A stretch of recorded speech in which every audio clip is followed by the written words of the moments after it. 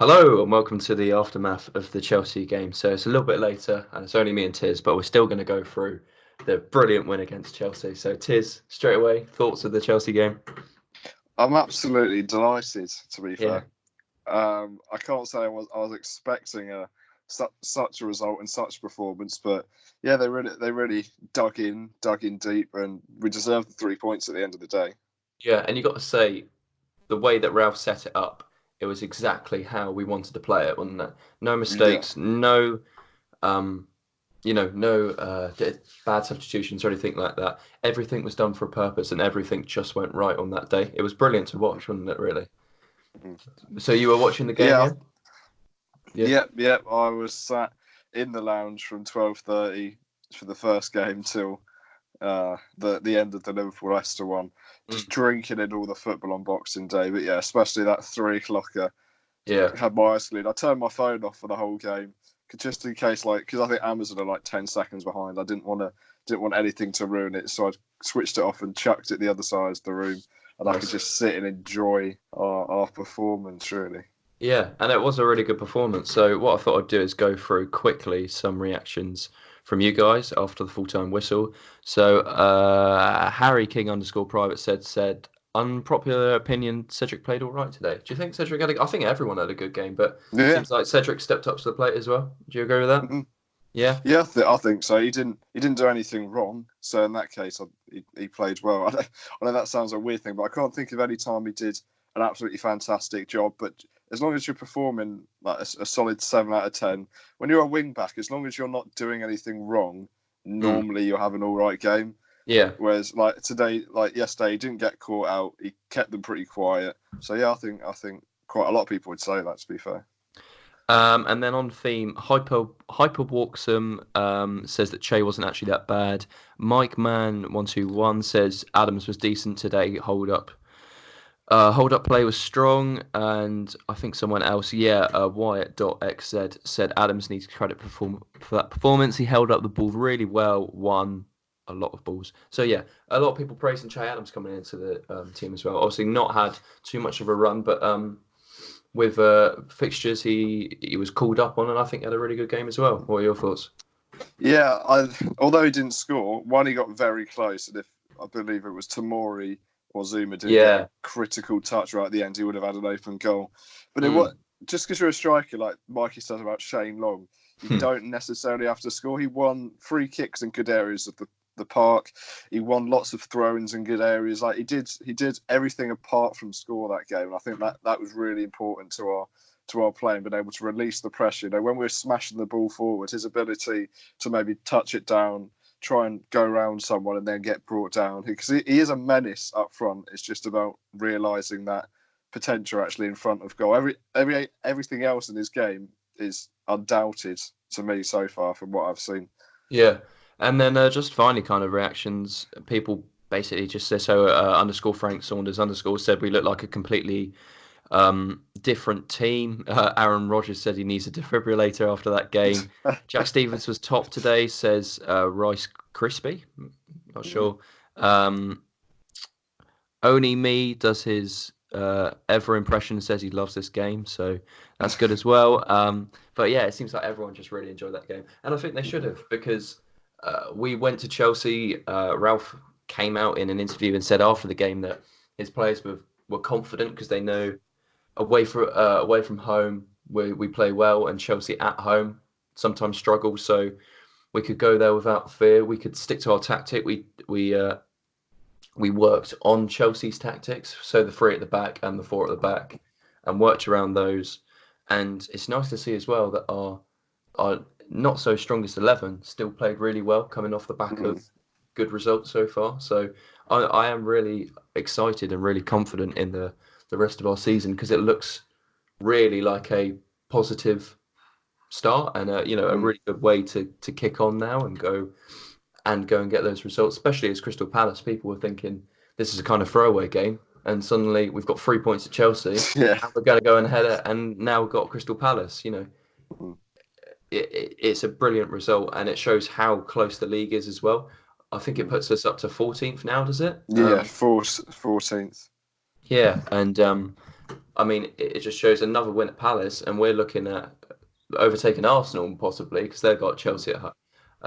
Yeah, it could just be a real kind of turning point in our season. We've said that Aston Villa was a brilliant result, and now we've got Chelsea clean sheet as well. It's going to do wonders for the boys' confidence, and yeah, that's kind of overall. Do you want to kind of go through it? I Well, guess. back to front. Yeah, well, or we Yeah. can go What? from the So do you want to start. It's start up with the to you. lineups? Yeah, that's what I mean. Do you want to start with the? So yeah, Yeah. I'll pose it to you. When you saw not just the starting 11, but the 18 as a whole, what are your thoughts? Um, Let's see. I gasped when I saw it. Mm. I went, "Oh my god, that is interesting to say the least." Back four stayed the same, which we were pretty much expecting. Still happy to see Armstrong in, as you know, I did Mm. wildly lucrative predictions for him at the start of the season. Maybe got a little bit overconfident, but my feelings are still the same. That I think he's a very good player. Ward-Prowse, Højbjerg, Redmond, and then Obafemi Adams up front, which was to take Danny Ings off. I know you made the prediction on our group chat, but not in voice, not on No. record. But yeah, No, so to be it's fair, I didn't make the prediction. I just heard from the press conference. But I remember a few podcasts ago when us two said that Danny Ings could get rested, and maybe should get rested, and yeah. We the other fought that two out boys versus weren't. Mikey and Yeah, Jamie, and we they fought it weren't out. too impressed. They thought it would No, ruin our season, and we were like, just watch it. And yeah, there you go. I get that. I get Mikey's point, which was Oh the yeah. idea that if we didn't use him and we need the goals and we lose a game, then it's more important. But I think it showed yesterday that you can still use him effectively, but put him on for 20 minutes as an extra kind of attack. And we still, Obafemi found the back of the net, which we'll talk about later. Adams played really well at holding up the ball. And it just seemed like Ings was used as just another weapon of attack 20 minutes to go, rather than playing him from the start and kind of weakening weakening the side. It just added another wave of pressure, because when you get to about 70 minutes, you either kind of sit back or you kill the game, don't you? And it seemed like bringing on someone of that caliber coming on just provided us with more stability, because we had something on the attack. So yeah, I was really happy to see, especially the boys being given a chance as well. So Obafemi and Adams, there was points where we were saying he's not even in the 18. Where is he? And now he's suddenly starting a game. So I think it'd do really well for him. Yeah. So there we go. So right, should we go from the start of the game? I have to admit, I wasn't able to see the first half.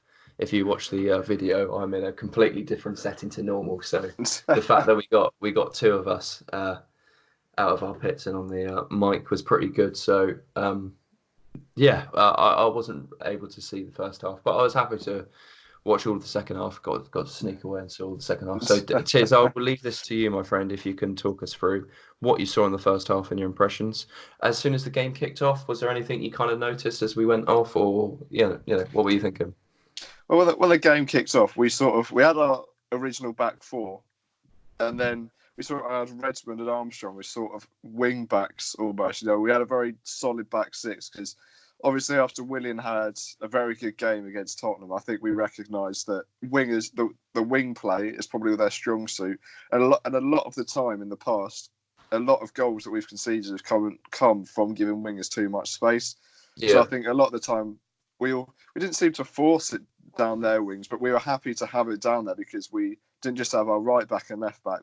We had Redmond and Armstrong helping them cover as well, and we never looked like concede in the first. It sounds strange because we're against the top six sides, but we did look quite defensively comfortable. We made one sort of mistake where Højbjerg gave the ball away stupidly, and it did eventually result in a Chelsea corner that could have been a bit worse. But apart from that, we were comfortable. I think Chelsea started with 5 at the back because they took Zoom off at half time. Yeah. And that sort of them having that 5 really made them struggle. They had Aspilicueta at right back, who's not that much for an attacking wing back, so he really struggled as well.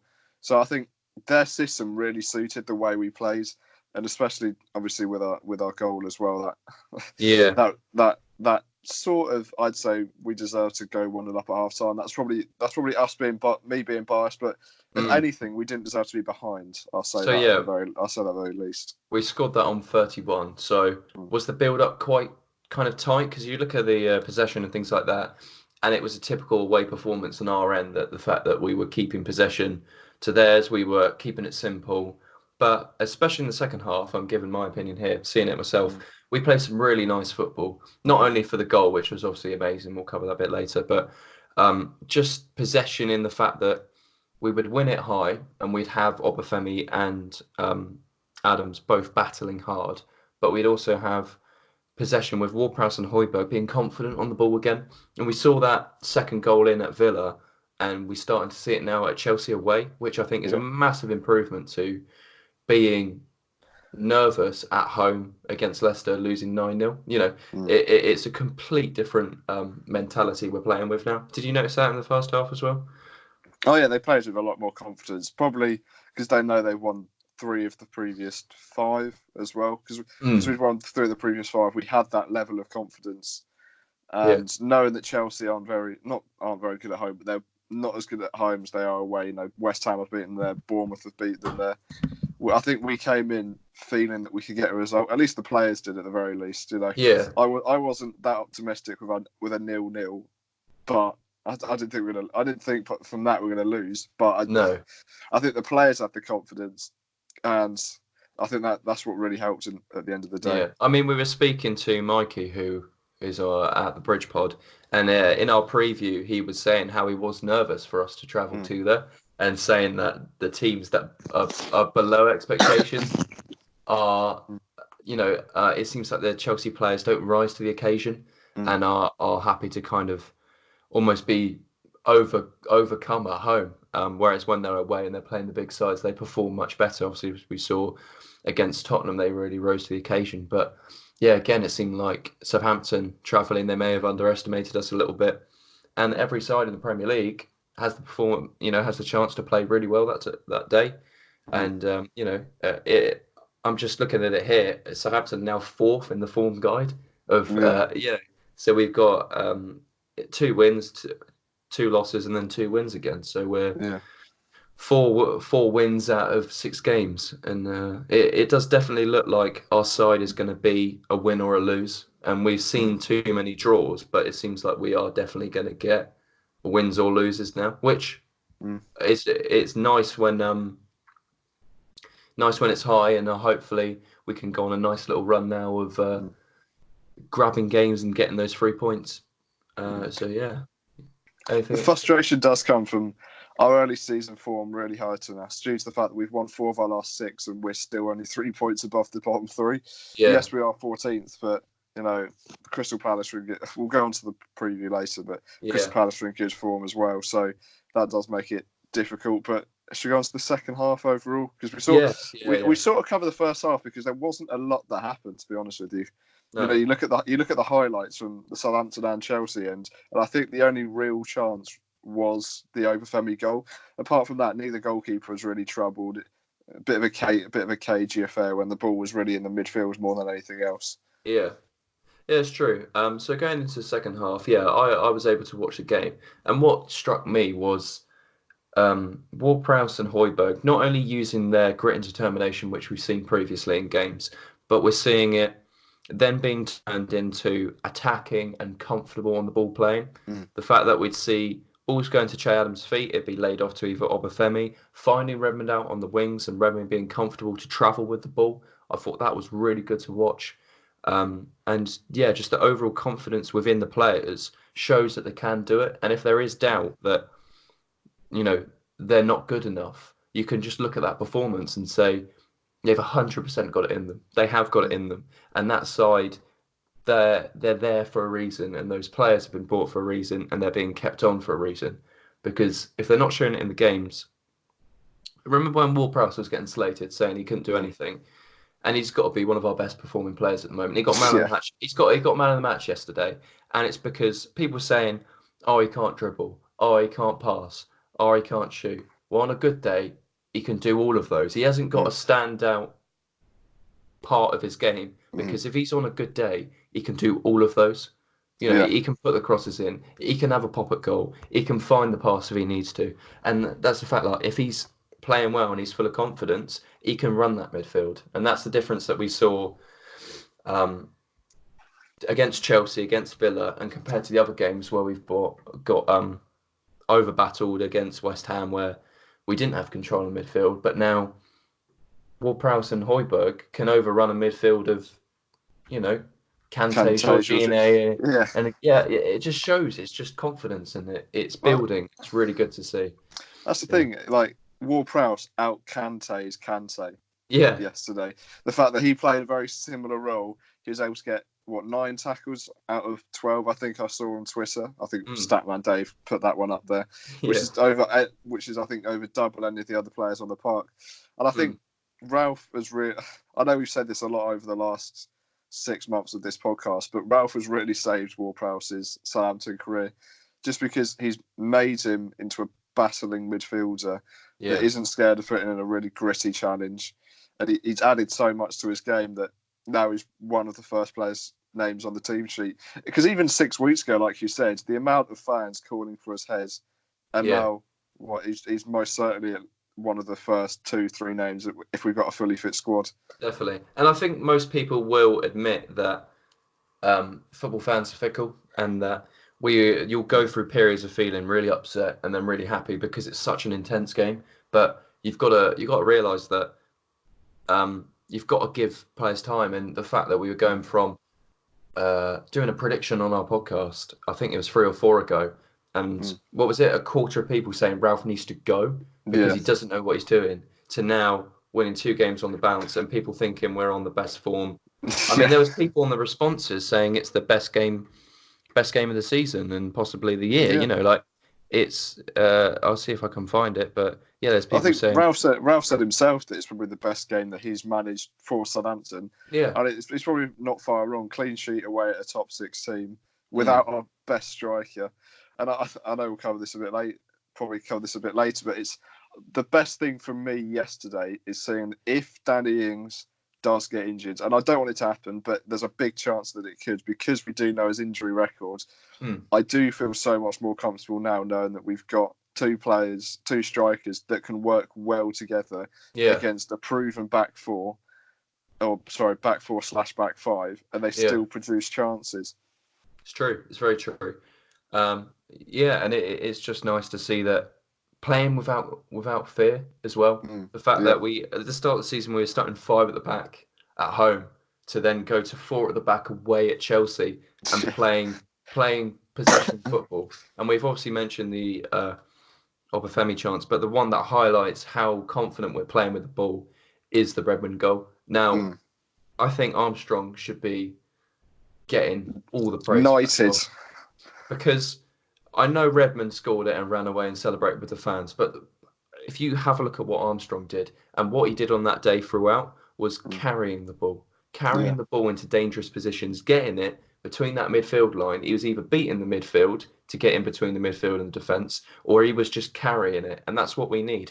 Because I know Gineppo and Redmond are quick and fast, but Armstrong's got intent, and he's got a good pass on him. Yes. He's got a brilliant pass on him. And there was another one where he put, I don't know if it was either Armstrong or Ward-Prowse, but again, putting the ball just behind the defence and Redmond going on. And Redmond should have made it 2-0 for that chance. He opened his body out and the keeper could kind of guess what he was doing. But those through balls and looking for those critical passes is a bit like what Puel wanted to do, but didn't really pull it off. That fact that finding the pass and it's there, that pass has got to be on the money, and I think Armstrong's absolutely brilliant for that. You don't get the same sort of pace as a traditional winger, but I just think he's brilliant at finding a pass, carrying the ball, and also he's got a decent little shot on him as well. So, yeah, really, really good.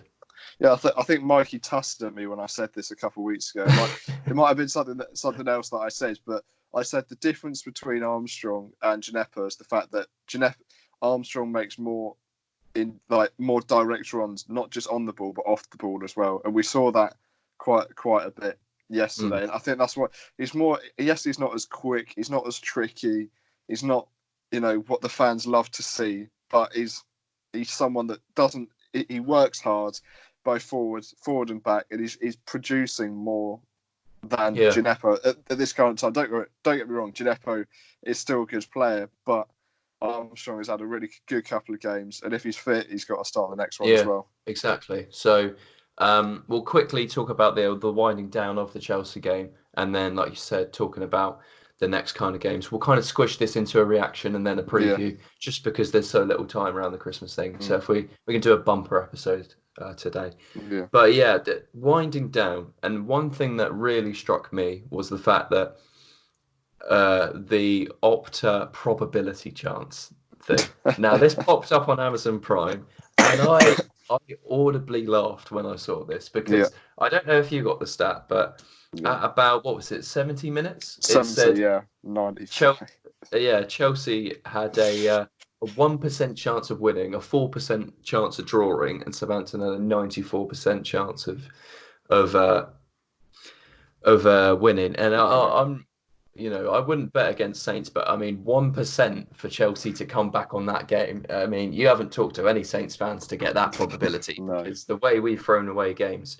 But what it was a reward for all the fans that have said we should have won that game. We should have got something out of that game. Well, we got something out of that game, and we completely shut down Chelsea. There wasn't a single point where you're saying we are being completely overrun here, because we had to be we limited Chelsea's chances to chances that didn't force major saves. There was near the end, we're talking last 20 minutes, we had a Pulisic shot that dragged wide. We had a Mount free kick that went pretty much down the centre, a couple of corners which we defended well, and what we did with them, we cleared it, but we cleared it into the channels, which gave us time to set and create a good line and a good formation for the defence. You get Danny Ings, like he does, working hard and setting back, and he was brilliant for those last 20 minutes. And the fact that he just worked hard and kept us in the game and didn't allow them to get that extra goal. I know you got a 2-goal buffer there, but one goal and it changes the mentality. We didn't allow them anything, and we got that clean sheet. And I just think it was played absolutely brilliantly. It does. Yeah. It does frustrate me, because the pundits and Lampard and some of our friends that are Chelsea looked at Chelsea and thought, oh, that's a typical away performance from Southampton. They Lee Casamol's a win. I'll say, if you can work out what that means, then fair enough. but when you look at we scored twice, as you can see by the 2-0 goal scoring. But Redmond had 2 very good chances. He put a great ball across to Adams, who almost scored. And when I look at Chelsea's chances, they had a couple from outside the box. Yeah. McCarthy's best save was going wide anyway when Armstrong flicked it accidentally towards his own goal. Yeah. Yes, we only had 5 shots compared to their 10, but were those other 5 shots dangerous? So they had more than us. We had the same amount of shots on target. It wasn't like we sat back the whole game. You don't sit back a whole game and you start 2 strikers up front. That's the one thing that did frustrate me about all the pundits saying, "Oh, it's a typical away performance," because I know they're saying that in a good way, in the way that we set up, but it wasn't like that. It wasn't like that at all, because the chances that we created were good chances. We could have just shot from outside the box when we had the chance, and we would have had the same amount of shots. And people have been saying that, oh, they've outworked them. We started with a 4-back, they started with a 5-back. Yeah. It's not like we set up negatively to try and grind out a 0-0. We worked hard for that victory, and we matched them in terms of quality. It was applying pressure when we had the chance. It was in the fact that we were breaking away quick, and we were doing it. It wasn't just lumping it up, going for corners or free kicks, and just trying to get a ball in the box for a header. It was quick attacking play, which has been our style, whatever, but it just works so successfully away from home. I mean, at home, it doesn't work quite as well, because you need to be able to break a team down. But away from home, it's exactly our style that we want to play, and it just worked perfectly. That's what the style was, and that's how it works. And it just obviously Redmond's goal around 73 pretty much killed it, and meant Chelsea had to come out and get as much as they could, but we stayed strong. And again, it's another result where we stayed strong and didn't crumble. I know Aston Villa, we did concede a goal, but it was a bit of a worldie, and you can't do much about it. And again, at Chelsea, didn't crumble, set strong, and didn't allow them in. So now that's 2 games in a row where not only have we led, which we haven't had a problem so far, we've also shut them out and kept that result. And I think again, it will just build confidence and will stop the likelihood of it in the future. So yeah, it's a lovely late Christmas present. Oh Yeah, yes. very happy. But yeah, is there any kind of little things you want to talk about the reaction? Because we could have a little look at the Leicester Palace game. Sorry, in a bit. Um, not massively, to be fair. At the start of the game, just a couple of bullet points more than anything. I was a bit concerned that we had 3 centre backs on the bench. I didn't really know why we felt the need to have 3 centre backs, even if it just meant that we had a youth player that was a wing on the bench.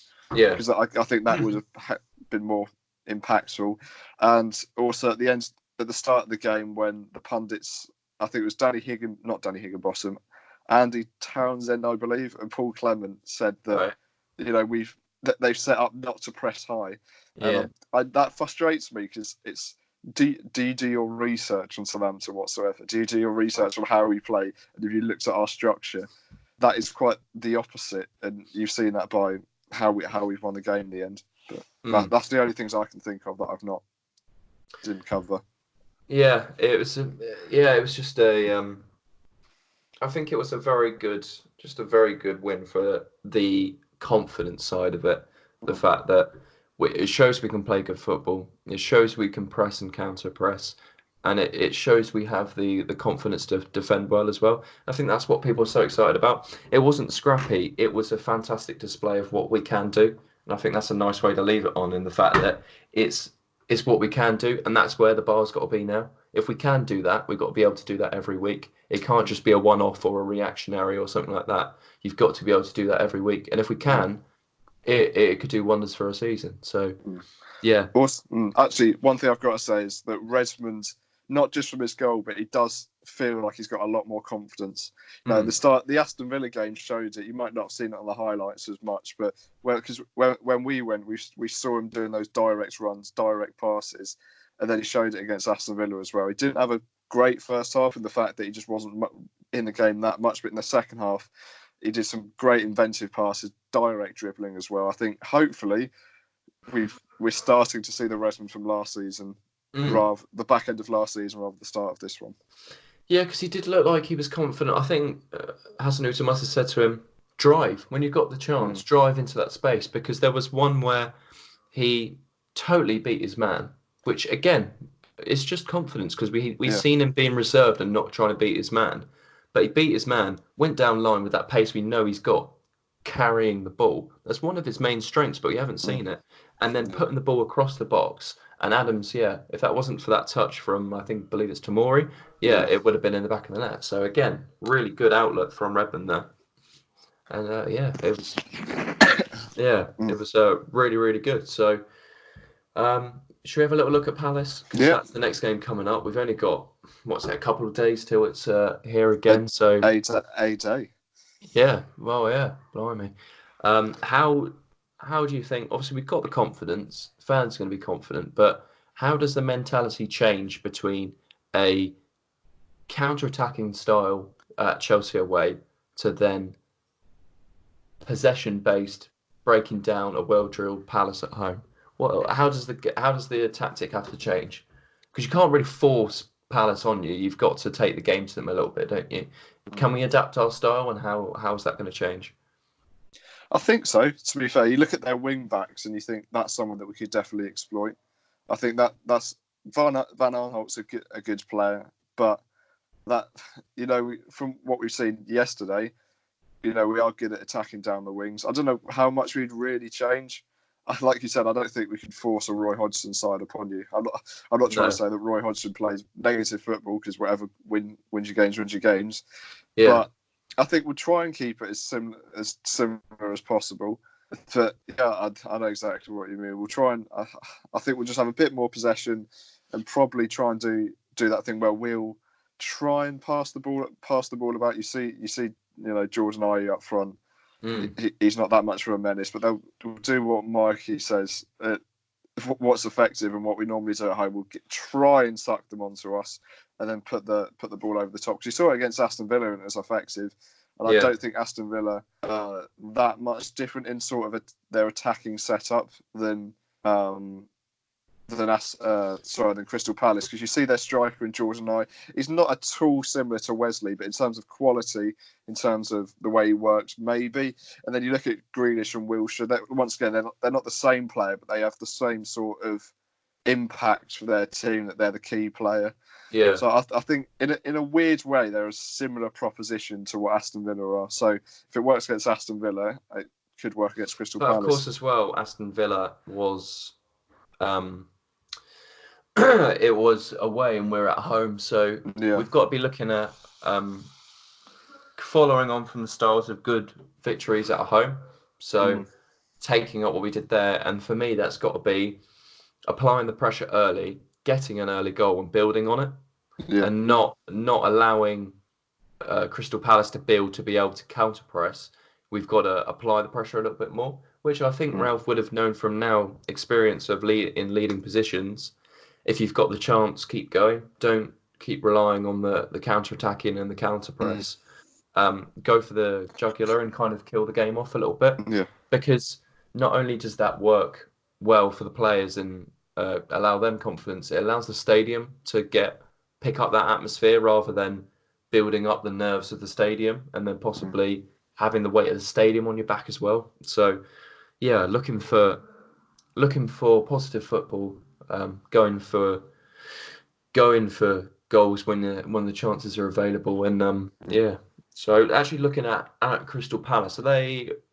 What's their? I haven't got the actual their results So on them. they've not won away from home since the 30th of November against Newcastle. No, sorry, not against Newcastle, against Burnley. So to be fair, in all fairness, you're going to win anywhere away from home. Burnley's quite a good place to do it. But apart from that, they after that result on the 30th of November, beat Bournemouth, drew with Watford, drew with Brighton, lost to Newcastle, and beat West Ham. So there's quite a few draws in there, but there's only one loss, I believe. So they are in good form, and I think Guaita's in good form for them as well. Yeah. So I think that's certainly a game that we're going to have to try and get plenty of shots off of, because we're against an informed goalkeeper. Yeah, that's true. That's true. And then, so in terms of actually going against that side, what do you think the team sheet should be looking like? That's the difficulty of it. I think as much as he had a great game, I think Obafemi probably needs to come out, because I think, Rav talks about his professionalism, and I think two starts at the very most in 3 days probably isn't going to be very good for his hamstrings. No, because a lot of short sprints, pressing. So I'd bring Danny Ings back in. If Shane Long's fit, I'm not too sure. I would happily. I know how much we praise Shane Long, but Che Adams has. I know they're very similar strikers. That's the problem. So I'd be happy. I'd be happy with even. Maybe I'd just about give Shane Long the nods because of how well he's performed when he's been in the team. But I wouldn't be up in arms if Shane Long was fit on the bench and Che Adams got the start. No, yeah, that's true. And also, if you brought Shane Long on, not only would it minimise his risk of picking up another injury, you can allow a bit of pressure to come off when you put the ball up high to him, because he does win the flick-ons. And if we do want to play that style where it's going long and we're getting the flick-ons, he's brilliant for that. Reaching up high, we've seen how he's jumping, and he's probably one of the best in the league for how high he can actually get and the actual size of him. So. It's got to be a possibility if he is fit that he's got to be playing. But it's not really in our hands. Do we know when the press conference for the actual game is? I don't know. It must be today, because they won't do it in the morning of the next game. But no. my take on it is if the players are fully fit, play the same team, obviously apart from the strikers that that we've talked about. Yeah, that's true. Yeah, any other kind of things you'd like to talk about the actual Crystal Palace game? Obviously, we want to see that positivity that we've seen in the last couple of games. We're going to see a pressing style. We're going to see balls going through the channels and try and get it up the pitch, and hopefully Redmond and Armstrong can carry on their good form and continue that pressure from up front. Ward-Prowse and Højbjerg controlling the midfield. Is there anything you're either concerned or want to see about? Well, obviously we've got to be careful of Wilfred Zaha. He's obviously their key player. And if we can wind him up like we did last season, a bit earlier in the game, that'd be good. But there's no individual players for Crystal Palace apart from Wilfred Zaha. I think it's the way they play as a team. And I think Roy Hodgson sets them up really, really well. I think they're a bit of a B-Tech version of Sheffield United. The fact that they're not. It's not a fantastic squad, but they all work really well together to grind out the result and all try really hard for the team. For me, from a Southampton point of view, I think if we play with the same level of intensity as we did, I know it's difficult to do it twice in 3 days, but if we play with the same level of intensity and attacking threat, and we have players like Resman, like Stuart Armstrong, doing those direct runs, and have Ward-Prowse and Højbjerg breaking up the play in the midfield, I can only see a positive result for us. Yeah, and Zaha is most likely going to be playing on the left. Does that concern you against going up against Cedric? Is that something you're worried about? I'm not. It depends if Cedric gets cover from Stuart Armstrong. If they get him on a 2v1, I think we'll be okay. But if a couple of times yesterday we did see them overturning the ball in the midfield, and then it was a 4-on-3. So that does concern me a bit. But yeah, that is a threat. But Wilfred Zaha, he's not as an amazing season. He's not carried the team as much as he used to. So I don't think he's as much of a threat this season as he was last season. That's my only hope coming into it, that he's not technically on the best form. And any kind of particular weaknesses in Palace's side that you want us to kind of exploit? Is there anything there that you kind of think, right, let's have a crack at that? Or because they are quite a well-drilled side, is there any particular weaknesses you see in there? They do seem to have, apart from Van Aanholt, obviously, they do seem to have quite a slow, slouchy isn't a word, but just not. They don't have the quickest of back. Tompkins, Sacco in defence, and you got Kelly on the right with Van Aanholt on the left. Right, yeah. That's the thing. If we're able to get those direct runners going at them, I think that could really help. And I think there will be scraps for Danny Ings to pick off. I think we will be able to force that back four to make mistakes with a high pressing style. If Danny Ings gets the ball in that 18-yard box with a mistake, I think that's where we can really profit from. Yeah, no, that's very true. Right, should we go for a bit of a prediction then? And then, what do you reckon? I'm going to go for 2-1 to us. 2-1. I'm going to go for 2. I don't know if back-to-back clean sheets is on the cards, but I'll take a 2-1. I don't think there's going to be too many goals in it. But then again, I was going to say 1-0, but I can't see us keeping a clean sheet at home. Yep. Is 1-0 too negative? I don't think it's negative.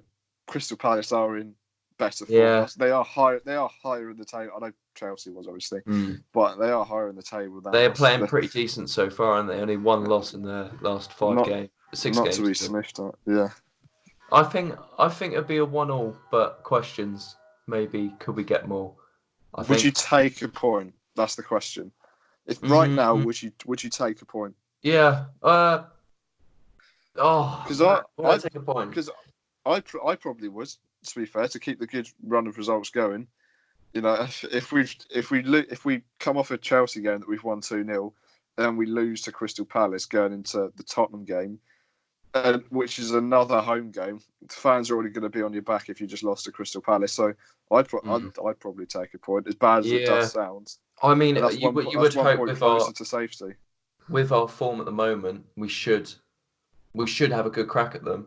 But 1 point against a side that are well drilled. I think I would. All right, I'll take a point, but it might be one of those days where I was thinking could have had more from that one. Oh yeah. So maybe one of those ones. Yeah, I think I might go for a 1-1 then. See if. But that's not me wanting a 1-1. That's me. Oh no, I'm predicting a win, but I would take a. If you gave it to me right now, I'd probably take it. Because then you can go on from there, and we've got. Let's have a look at what we got from. Let's have a look. We've got Crystal Palace, and then we've got a couple. We got Tottenham and Leicester, which is not a nice a run. Yeah. Well, we got Tottenham, and then we've got a little break. We've got 10 days to Leicester away. So you'd hope Leicester away we can specifically target that game. So something out of the Crystal Palace game, and then a resilient game against Tottenham, and you can kind of go into that little break with a bit of confidence, can't you? Last thing you want is to overcommit at Crystal Palace, get a loss, and then have to travel to Tottenham. No, not travel to But Tottenham. when's the Huddersfield game then? Is that Oh, in the cup? that's gonna be Is that inside the 10 games, or is that yes, yeah, it's yeah. 10 days? I'm just looking at Sorry. Premier League, so it's gonna Ah, fair be enough. Yeah, I was gonna say I couldn't think of it. New Sorry. Year's is well. I think New Year's is midweek, isn't it? Yeah, it's Wednesday. So then we'll have a cup game on Saturday, but I assume it's going to be a Yeah. little bit rotated considering it's Oh yeah, Huddersfield. 100%, And hundred then, percent. so yeah, and then you've got FA Cup, and then I think is that the winter break? I never know what's going on about that winter break thing. So I guess we'll have a little bit of a break. You won't have as manic fixtures. So yeah, that's true. We'll see how it goes. So yeah, predictions done. And we'll probably do. We're not going to do questions this week, are we? We'll Nope. probably do a reaction straight after the Palace game and see Yeah. how that goes. So, yeah, reactions to Palace game. Give us your reactions straight after the game, and we'll use those. Obviously, yeah, we'll see you after the game. Those questions or reactions, how can they get them into? Saints Prime, Yeah, Instagram. When I can, I'll put questions and stuff up there. yeah, But yeah, Saints Prime on the Instagram. Keep your eyes peeled. very nice, very nice. And yeah, check out the Twitter as well. We've got a little bit more on there as well going on now. A couple of photos and things like that going on. And of course, you'll get the link straight to the podcast as soon as they're available. And yeah, so have a look for that. Anything else? Yeah, help us leave a review if you do enjoy. It helps us get out there and get to more people. And we're ever closer to 2000 before the new year. So help us get there. And Oh yes. yeah, we're very close now. We're 90% of the way there. So last 10%, and then we should be good. It's achievable, but yeah, reviews, share it with your mates, whatever. Help us get out there, and we should get there easily. So yeah, thank you very much for listening, and we'll see you for the reaction of the Palace game. See you next time.